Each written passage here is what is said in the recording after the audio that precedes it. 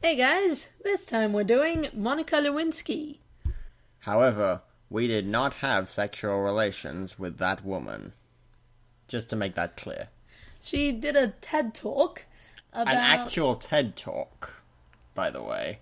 Yeah, it's not just a TEDx talk, which was quite surprising, to me at least.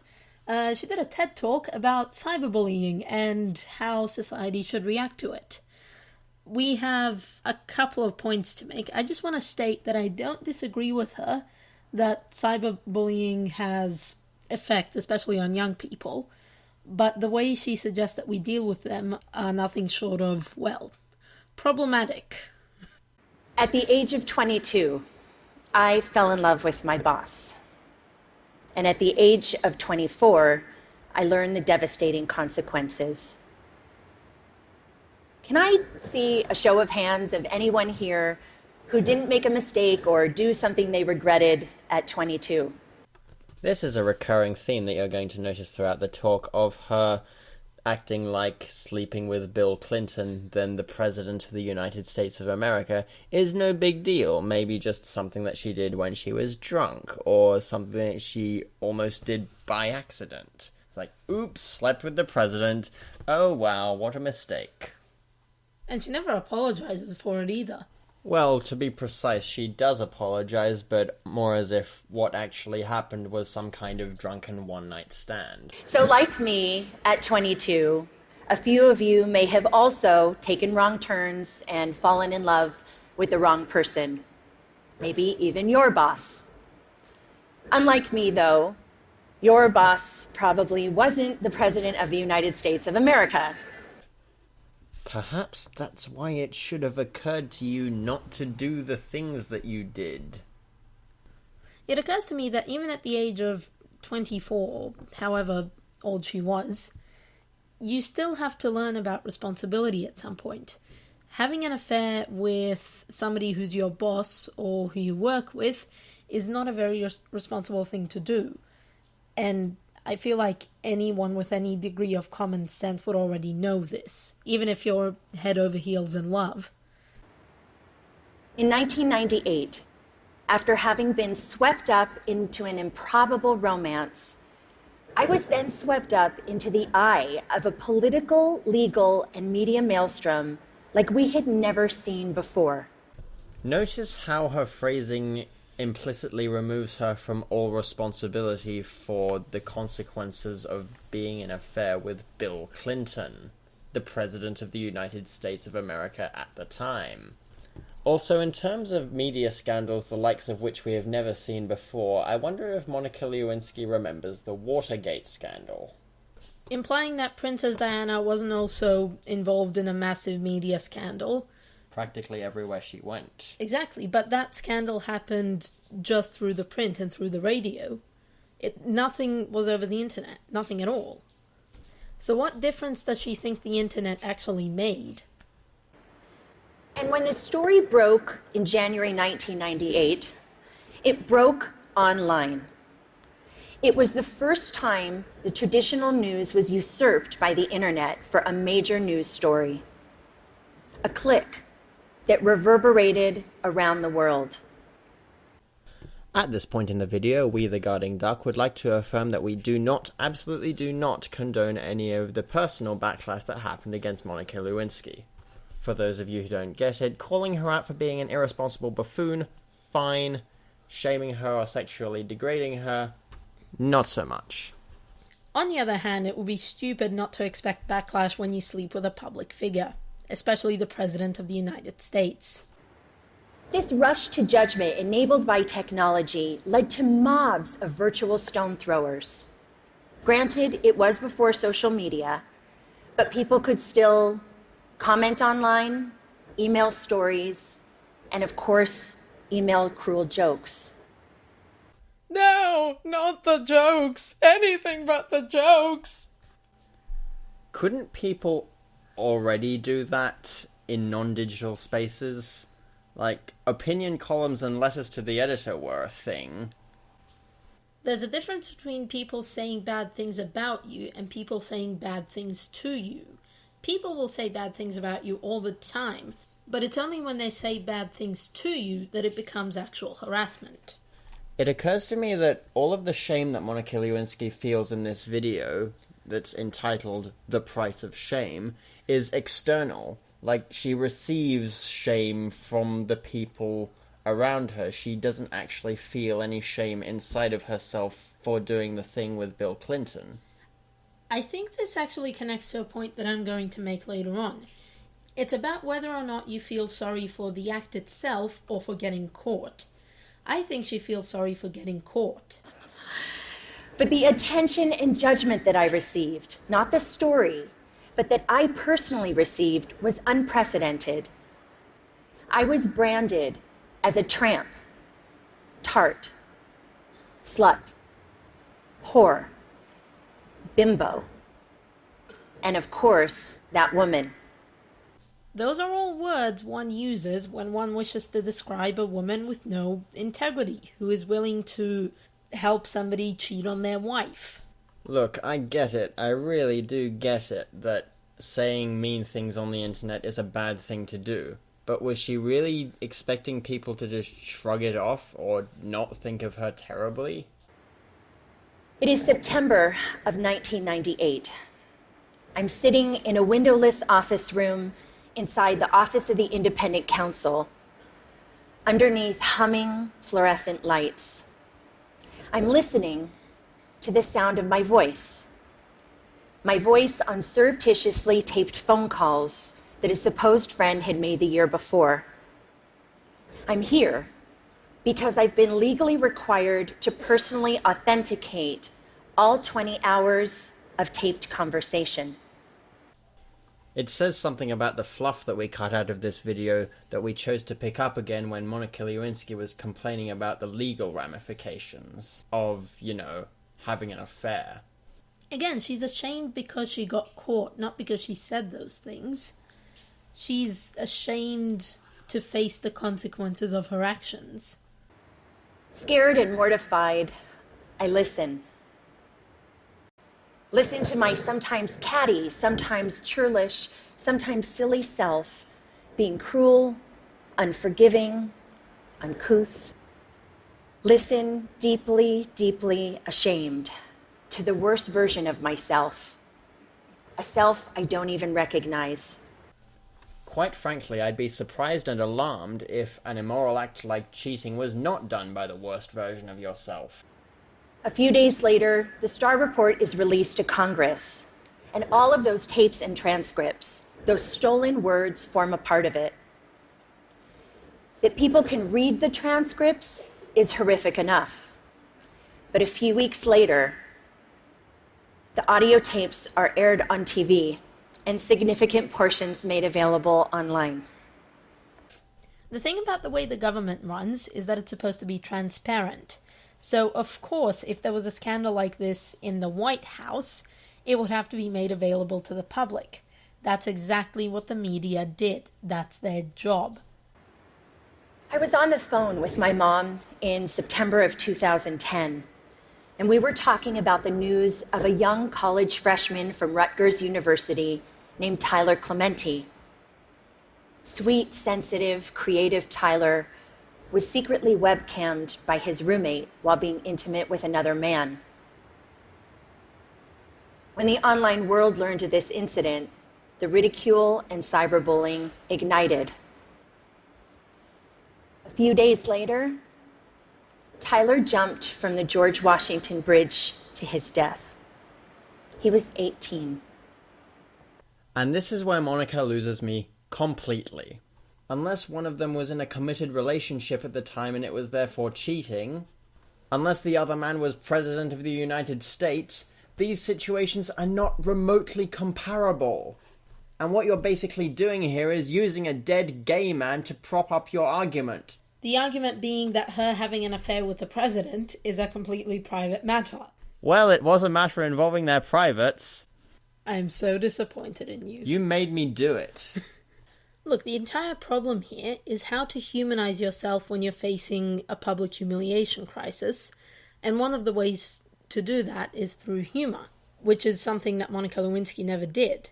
She also never owned up to her actions. Which is the other way. Yes.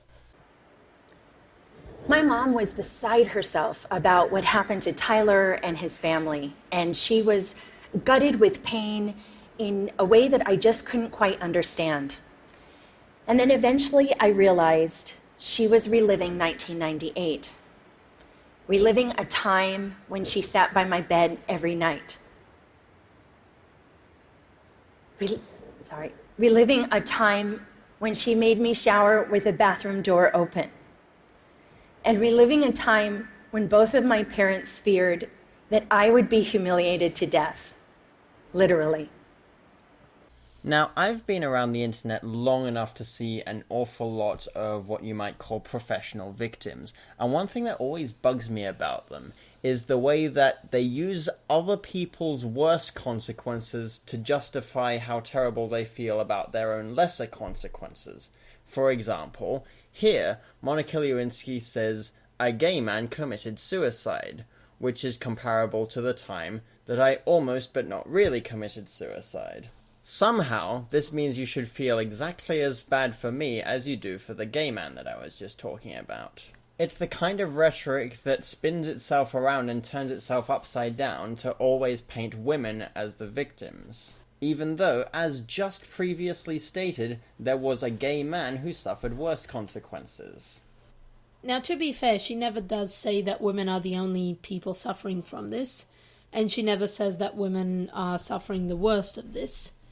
Also, I feel really sorry for her and her family, and for what they had to go through. Dealing with suicidal thoughts is never an easy thing, no matter what caused those thoughts to happen.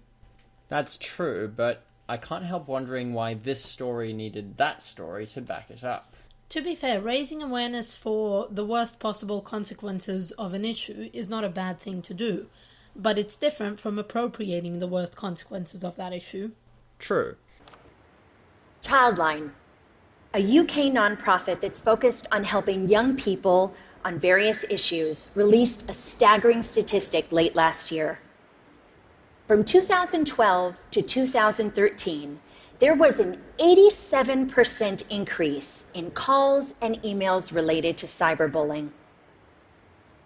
A meta-analysis done out of the Netherlands showed that for the first time, cyberbullying was leading to suicidal ideations more significantly than offline bullying.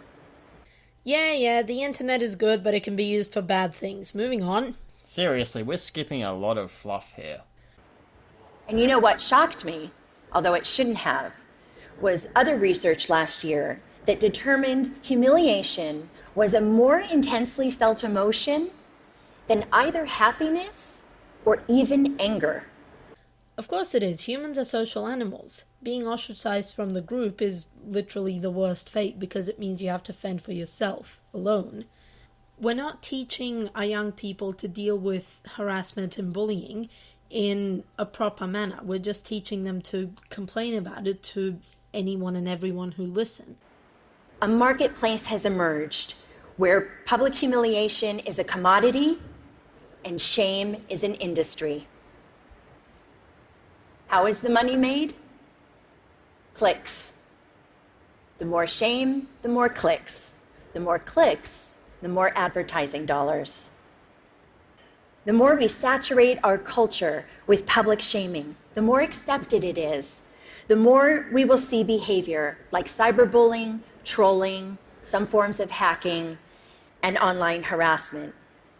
Why? Because they all have humiliation at their cores. Actually, I think we've observed the opposite. In a time where websites like BuzzFeed are very, very popular, we're seeing a rise of people who advocate for censorship on the internet to protect people from things they don't want to hear, such as criticism or harassment or whatever it may be. And in the grand tradition of this, Monica Lewinsky never quite distinguishes between criticism and harassment. Changing behavior begins with evolving beliefs. We've seen that to be true with racism, homophobia, and plenty of other biases today and in the past. As we've changed beliefs about same-sex marriage, more people have been offered equal freedoms. When we began valuing sustainability, more people began to recycle. She just connected two completely different social justice buzzwords, cyberbullying and implicit biases such as racism and homophobia, in the blink of an eye. That takes skill. So does what she did to Bill Clinton. You are terrible. I love you too. So as far as our culture of humiliation goes, what we need is a cultural revolution. Why? Why does everything have to be a goddamn revolution nowadays? Can't we just start from the base that we have and build up? Actually, when you think about it, revolution is probably one of the least efficient and least stable ways of effecting change. Every living organism in this world evolved gradually over time to become what it is today. None of them underwent some kind of biological revolution hundreds of thousands of years ago. Man, screw this DNA. I'm gonna have something new, like, I don't know, crystals, man. We need to return to a long-held value of compassion and empathy. Online, we've got a compassion deficit, an empathy crisis. On the internet, nobody cares who you are. That's not an empathy crisis, that's just the way it is. You can't change that. You'll never be able to change that no matter what you do. What you can do is you can appeal to people's better nature by humanizing yourself instead of asking other people to humanize you for you. For example, you can humanize yourself by admitting to doing wrong and apologizing. You can also humanize yourself by laughing about it. You need to show that you're more than the scandal that made you famous. And you will never accomplish that if all you talk about is the scandal itself. I just love the way that she's adopted the politician's vocabulary. It's never just an issue, it's a crisis. The theory of minority influence, proposed by social psychologist Serge Moscovici, says that even in small numbers, when there's consistency over time, change can happen. In the online world, we can foster minority influence by becoming upstanders. To become an upstander means, instead of bystander apathy, we can post a positive comment for someone or report a bullying situation. Trust me, compassionate comments help abate the negativity. Empathy from others can only get you so far. For me, when I've truly been ashamed, the only way to get out of it is to admit to what I've done wrong, attempt to make it right, and apologize to the person who I've harmed. She hasn't done any of those things that I can tell. So it's not shame coming from her feeling that she has done something wrong. It's shame coming from being publicly humiliated. Okay, in the same way that she never bothered to define the difference between criticism and harassment, she never really bothers to establish what she means by positive comments. A misunderstanding of the concept of good comments and defending somebody online has often led to what we call white knighting. We talk a lot about our right to freedom of expression, but we need to talk more about our responsibility to freedom of expression. We all want to be heard, but let's acknowledge the difference between speaking up with intention and speaking up for attention. Whenever somebody says, I'm pro-free speech, but now's your cue to run away. Fast. Run. Now. This section confuses me. Surely your only responsibility to freedom of speech is to say things that are genuinely your own, not to spout somebody else's opinions, for example. What's more, this whole intention versus attention dichotomy kind of came out of nowhere. In fact, the only person I can see from this entire argument who is speaking for attention is Monica Lewinsky. Unless she's trying to argue that the people who are harassing and judging and shaming her online are doing so out of some kind of bid for attention rather than with the intention to criticize or hurt her. In the past 9 months, the question I've been asked the most is why? Why now? Why was I sticking my head above the parapet? You can read between the lines in those questions, and the answer has nothing to do with politics. Alright then, let's be charitable. Let's assume that it has nothing to do with Hillary Clinton's bid for the presidency. Nothing at all. Does it then have anything to do with a certain Miss Sarkeesian and a certain Miss Van Valkenburg approaching the Women's UN with a concentrated bid to stop online harassment for good? Actually, I think it was inspired by politics. Hillary running for president, as well as the online censorship of free speech now being a hot topic amongst social justice warriors, serves as a perfect platform for her to come out and talk about these things and gain publicity. As she said, like patient zero. Exactly. At any rate, I think it's perfectly legitimate to ask the question, why were you silent for 16 years and only talking about it now? The top note answer was and is because it's time.